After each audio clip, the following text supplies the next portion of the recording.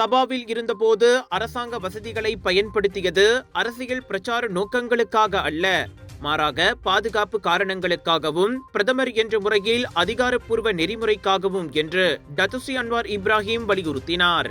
தாம் கலந்து கொண்ட அனைத்து அரசியல் நிகழ்ச்சிகளும் அல்லது பிரச்சாரங்களும் எப்போதும் அரசாங்க நிகழ்ச்சிகள் அல்ல, மாறாக கட்சியின் பெயரால் அது மேற்கொள்ளப்பட்டதாக அவர் கூறினார்.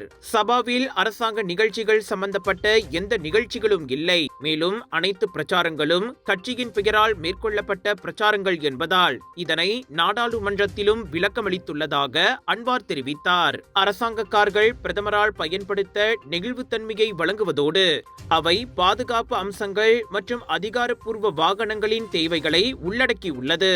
அதனால்தான் தாம் அந்த சொத்துக்களை பயன்படுத்தியதாக அன்வார் விளக்கமளித்தார். பல்கலைக்கழகத்தில் மாணவர்களுடன் சந்திப்பு நடத்தும் திட்டத்திற்கு தாம் அனுமதிக்காததற்கு காரணம் அரசியல் தொடர்பான ஒரு நிகழ்ச்சியில் அதிகாரப்பூர்வமாக ஈடுபடுவதை விரும்பாததால் பல்கலைக்கழக மாணவர்களுடன் தமு அன்வார் என்ற நிகழ்ச்சியை ஏற்பாடு செய்வதை தாமே தடை செய்ததாகவும் அன்வார் தெரிவித்தார்.